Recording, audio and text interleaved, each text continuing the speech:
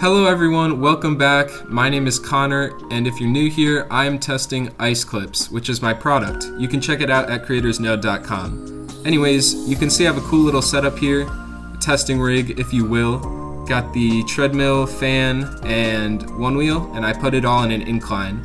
And what I did was every minute I recorded the temperature data of the Onewheel, and I did this for stock versus with Ice Clips. So you can see here I overheated on the stock board at about 11 minutes and 15 seconds. I was pretty surprised, this felt pretty short, so I was excited to continue with the testing later. But I took this thermal camera video to show you the temperature of the axle, which was about 160 degrees, and we can compare that to the ladder as well. But first I want to show you how to put the Ice Clips on your board. Hello, we're back. Just want to demonstrate putting these on real quick, and just to show how locked in these things really are, I just want to show you guys like they're on there. When you clip them together, like it takes a lot to get them apart. So here we got some Ice Clips, and we'll put them on. This is the mag handle side, or the charging port side, or the right side, whatever you want to call it. These are where the thinner clips go, because these are two different thicknesses. To get the most thermal performance out of your axle as possible, so just quickly put these on.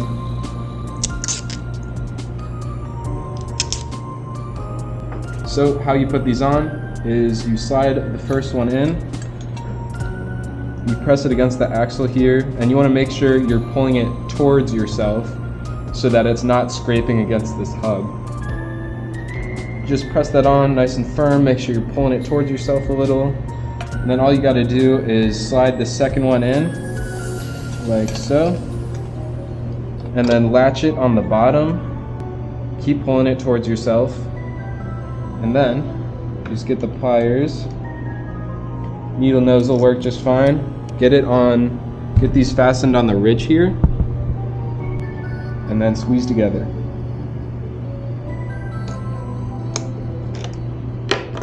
And they should clip just like that. And there you go. So now they're on here, and your board looks sweet. So now you just repeat with the other side. So these are the wider ones, and they go on the side that does not have your mag handle. They go on the power button side or the left side, whatever you want to call it.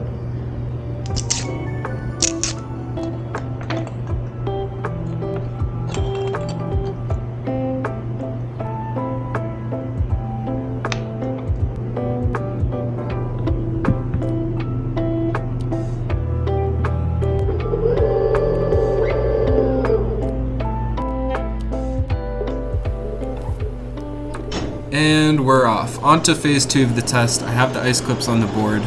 Before I show you guys the results and the graphs of this test, I want to say that I feel like I should redo this test with 2 fans, one on each side of the board, to better represent realistic airflow that would be passing the board while you're riding.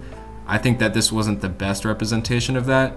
And I also want to show you a cooling test, so show you how much faster your board will cool down, and then maybe even like a sustained load test, like over a longer period of time. I think that the results would be pretty staggering. But without further ado, I overheat here at 17 minutes and 6 seconds, and I'll break all this down for you guys on the graph.